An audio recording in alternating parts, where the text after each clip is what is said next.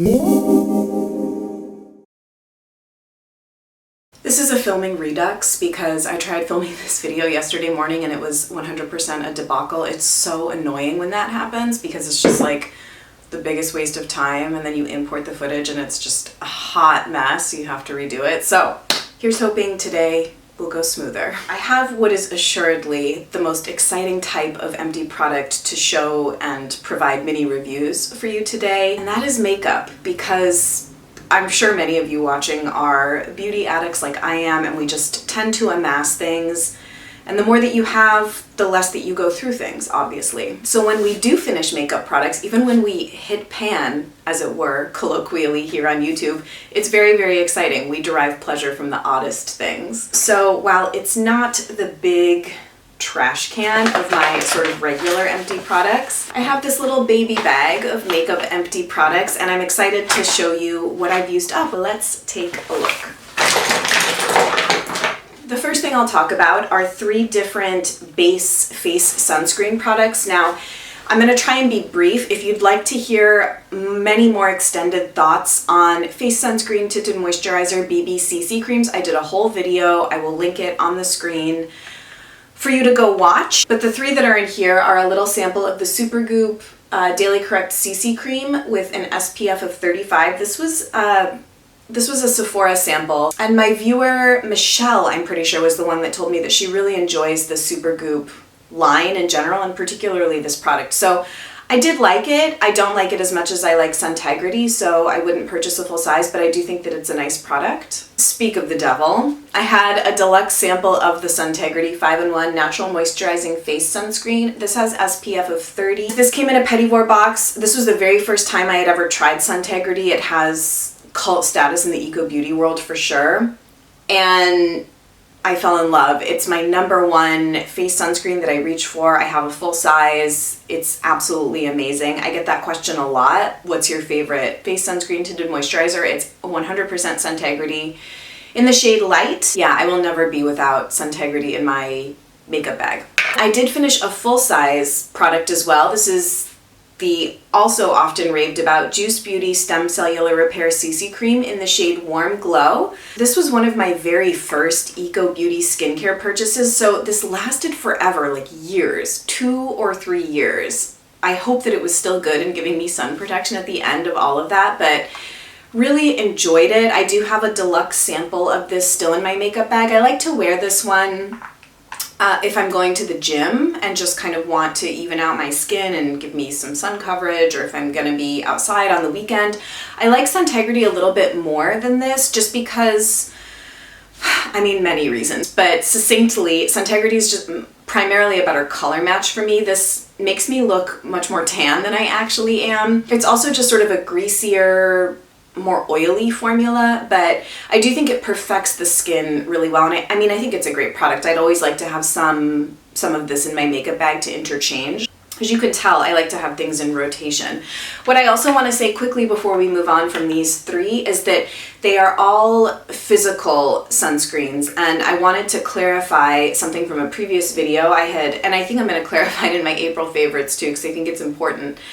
The Elta MD that I showed in my last Mercedes Shops video was a combination of physical and chemical sunscreens, and it was sort of an impulse purchase, and after thinking about it more, hearing from people in the comments, and then having my medical intuitive email and say, just so you know, chemical sunscreens always come back as a no through my resourcing, and I was like, okay, I probably shouldn't be using this with any regularity, so I'm just going to be sticking exclusively with physical sunscreens like zinc oxide and titanium dioxide for the foreseeable future. So all 3 of these are great options, and I most recommend Suntegrity. Okay, sticking with the theme of face products, I finished up a Vapor Stratus Instant Skin Perfector in 902.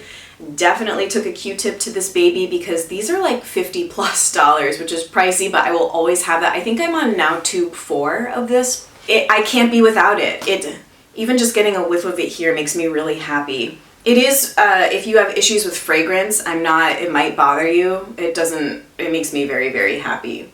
Kind of has like a light green apple scent. It's a primer, but I find that what I like it for is if my skin is looking particularly like red and kind of reactive or splotchy, then I will reach for this as just a couple swipes all over. It's quite potent, I find. Or if I'm going to be needing my makeup to last for longer than normal, so if I'm doing my makeup in the morning and I know I'm going to be out through the late evening, I'll for sure use this. I think it's a great kind of all-around skin perfecting, smoothing, illuminating product. And then I do have another primer in here.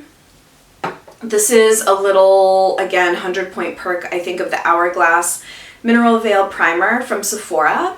And they're different. I do like this one better. I mean, the ingredients are much, much better. This product is mostly organic, I believe. This one is nice though. It's definitely more conventional in application and experience. This to me is more pore filling and just, it has more slip to it. This is not a traditional primer, whereas this is more so. So it's nice. I mean, I could probably be without it, but I guess that's kind of my take on it. If these 100-point perks are available, that's great, but I don't think I would go out of my way to purchase this maybe. So this is not fully an empty, but I'm tossing it. I guess it could have gone in my spring clean out video that I did not long ago, but it's the All Natural Face Vegan Brow Wax. You can see it's pretty much almost an empty. It's also very, very old, and I'm not using this method on my brows right now. And I did buy another one of these. They're like $5. So if I decide to go back to brow wax and brow powder, then I already have another one. I think it's like, if you're into having a brow wax, it's fine. But what I've recently been finding, I've been using the Anastasia brow definer. I like to have my brows be completely clean to use a brow product now, because I find that if they have, even like my base products get stuck in my eyebrows, I find that the product that I'm trying to use, be it powder or pencil, will go on patchy because of the oils in the face products. And I mean, the same could be said for a brow wax. I mean, it was fine when I was using it with the Tarte brow powder, but yeah, anyway, I'm getting rid of it. Bye, Felicia. I have 3 empty mascaras, which is always exciting. Mascara is one of the things that I guess we all go through really, really quickly. So I have 2 of the travel size of the Too Faced Better Than Sex. I love this mascara. I have a full size right now that I'm almost out of. I probably have another couple weeks of use out of it. And then I'm either gonna get another full size Better Than Sex, which rates, I believe, a 2 or a 3 on EWG. I'm not that picky or anal about mascaras, just because it's sitting on top of your eyelashes. It's not really getting absorbed into your skin. So yeah, that's kind of how I feel about mascara. Plus, like a lot of the eco ones, with the exception of the Lily Lolo and a couple others, I just don't really think are worth the money for the performance. But I'm either going to get another Too Faced Better Than Sex, or I'm kind of curious about 2 others which are similar to the Too Faced Better Than Sex, which has a very big, fat, chunky volumizing wand, which is what I like. My lashes are decent. They're probably average thickness, average length, but I like thickening as opposed to lengthening. I'm really curious about the IT Cosmetics like superhero mascara, I think that it's called, and then sort of curious about the Marc Jacobs Film Noir mascara, but the packaging looks like insane. It looks like triple the size of what a normal mascara tube should be, so I think it just like looks honestly too bulky. But I've heard both of those are a similar kind of really big dramatic volumizing mascara. The only downside I've heard to the Too Faced Better Than Sex is that for a lot of people, I do think it flakes and smudges, but mascara is like such a personal thing. It's like deodorant, and I don't know, maybe like just makeup in general. Everybody's so different, and everyone has different product experiences. I've never had an issue with this flaking, smudging, transferring on me, but I don't generally have that kind of issue with mascara. So yeah, I love this stuff. As far as the Lily Lolo, I do have another one of these in my makeup bag as well. If you're really, really committed to only buying from eco brands and such, then I think this is my favorite one that I've tried. Runner-up would be Well People. On my list still to try someday might be the Red Apple Lipstick Lash Project. I've heard that one is incredible. And then I've also recently heard people liking the 100% Pure Maracuja, but they're just a brand I don't know. They skeeve me out. There's something strange about them. I've mentioned this before, other people have agreed. I'm just not really that into it, so I would continue to repurchase the Lily Lolo, though I do really like this one. It would not be a makeup empties video, or really an empties video in general, without a Zuzu Luxe liquid liner in Raven. Never not without my liquid liner. I wear liquid liner almost every day, and one of these will last me 3 to 4 months. Almost done with another one, actually, but I did decide to branch out and try a eco brand organic liquid liner pen that's relatively high-end. The price point is higher than this, so I'm really excited to get that in the mail and test it out and tell you about it.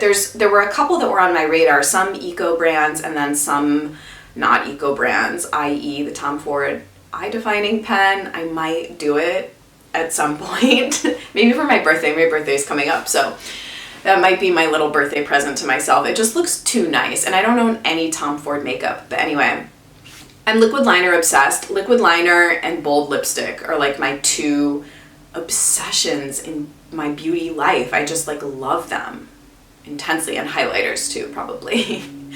So this is a fantastic product. Most people, I think it wears well on most people. I have heard a couple people say that it doesn't wear well on them, but I guess we all just have different eye chemistry too. I have the world's oiliest eyelids that literally eat eye makeup, and this wears beautifully on me. So I think it's great if you can get used to this kind of applicator, which I know some people find challenging, but practice, girls. Practice makes perfect. And Q-tips for cleaning up. Those are my tips. I think that this product was actually in a disappointing products video, so I don't know why I put it in here too, but it's the Georgie Lash Adhesive for false lashes. This was actually my second tube of this. I think it's a bad product. I don't recommend it at all. It performed fine, but the first tube I had, this little top got clogged and I couldn't even like unplug it with a needle. And then the second tube, it went off after like 2 or 3 months. It's a preservative issue, obviously, and it's not a particularly stable product in my opinion. If it's gonna go bad after 2 months, it stinks, it reeks, it's clearly bad. I do think that there are other options now for eco lash glues. I don't wear false lashes really ever anymore unless it's a really special occasion. I've just been using the lash glue that comes with the Eyelure lashes, which are my current favorite for false lashes, but yeah, don't ever buy this. It's a bad product. One last eye product, and it's a pretty much fully used up Tarte Skinny Smolder Eyes eye pencil in Onyx. I used this for really regularly for probably the last year. I thought it was great. It was definitely a step up from my Jane Iredale Basic Black eye pencil, just in terms of pigmentation and longevity, which was what I had been using before. However, now that I'm using the Trish McEvoy gel eyeliner pencil, that's even better than this. And that rates like, I think it rates like a 1 or a 2. It's super low toxin rating. I'm all about that life. I'm concerned about the performance of products, and I do want them to be as clean as possible, but I'm not going to always sacrifice performance just to buy from an eco brand, I guess, if that makes sense. I thought this was fine. Tarte is also a brand that I feel like I'm less and less drawn to. I don't know. I don't know if I'm changing. I don't know if the world is changing. I don't know. I'm getting increasingly more interested in smaller, I guess, sort of like niche or hard to find brands that are sort of more thoughtful and curated. And Tarte, I think Tarte has some good products, but they recently came out with that. They have a new eyeliner pen. It's like the Rainforest of the Sea, which I think is just like the dumbest name and branding for a product. But I was kind of curious about it, and I heard it was good, and then I was like, you don't really want that. Like, you'd rather get like the Tom Ford eye defining pen, or you'd rather get the Surratt Autographique eyeliner. So I've kind of had to turn my attention away from Tarte. I don't know why I'm rambling about this. I think I've just been going through this period where I'm clarifying like a lot of things in my life. I've mentioned that in other videos, and the impulse is just like continuing, and it's like strong. And I don't know why I'm fixating on, you know, what makeup I'm drawn to and attracted to, but I guess it's one way that I'm kind of processing and clearing particular energies or something. I don't know. Anyway, I think that this is a fine product, but it's not something I would repurchase. I have a nail polish that is not, I mean, when have you ever 100% finished up a bottle of nail polish? Never, because I think it's virtually impossible until they go bad. But I did my last manicure with my now extremely gloopy Lincoln Park After Dark. I love this polish. I'll probably repurchase it when fall rolls around, but OPI, I believe, is a 3 free rather than a 5 free company. So if anyone has a recommendation for a really almost black but purple nail polish that's more eco, I'm all ears. I was hoping Smith & Cult might have one, but I think the closest they have is Filth Noir, which is more of like a burgundy. And this is just, I love, love, love this polish. I've been wearing it for like a decade now, so I always have to have a bottle of this around, so I'll probably repurchase it. I have the little empty Vermont Perfumery Eros perfume sample. If you watched my last video on my eco perfume collection and musings on fragrance, I have a full-size roller ball of this now. I adore this perfume, and I'm now so inspired from that video and the comments that everyone left about, I want to sample like so many other perfumes now. I'm like very, very into it. But this one just clicked and resonated with me, and I adore it. I hope that they never stop making it. I would cry, I think, because I really, really enjoy it. And then the last fully empty product, I have 2 honorable mentions, very, very close to being empty products that I'm going to throw in at the end. But the last truly empty product is my Ilia Tinted Lip Conditioner in Blossom Lady. I used this up even though it had gone bad by the end. It developed that plasticky smell, which took me a while to put 2 and 2 together, that I was like, oh man, this product really stinks, that it had gone bad. So I had been using it and I just was not into it for a while. This was fine. Ilia products, the only other one I have tried is another tinted lip conditioner in Bang Bang, which is sort of like a sheer red. It lives in my makeup bag that I take to work, but honestly, I like never reach for it.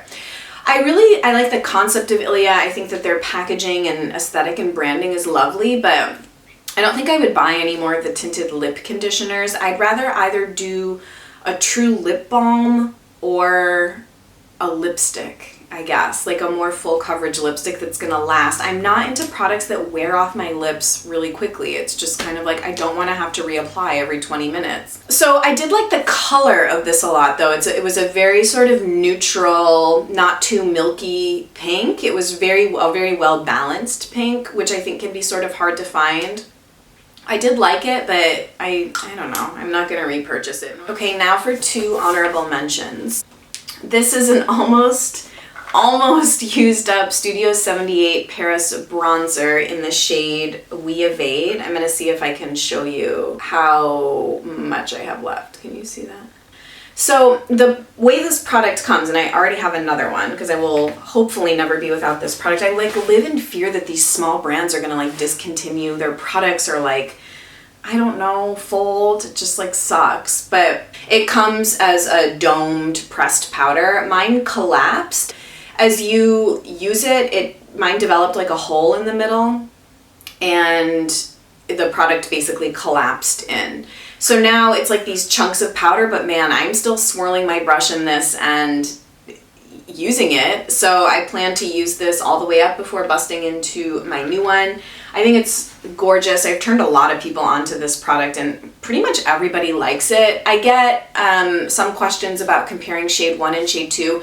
I've only ever tried shade 2. I was afraid 1 wouldn't show up on me. But as you can tell, I mean, I'm quite fair. I'm probably an NC 20, and shade 2 with a duofiber stippling brush is amazing on me all year round. And then the last, almost empty because it's half empty, is one of the Bite double-ended lipsticks. One of the ends was in Musk. I've used this and it's all gone, as you can tell. Took a Q-tip to it.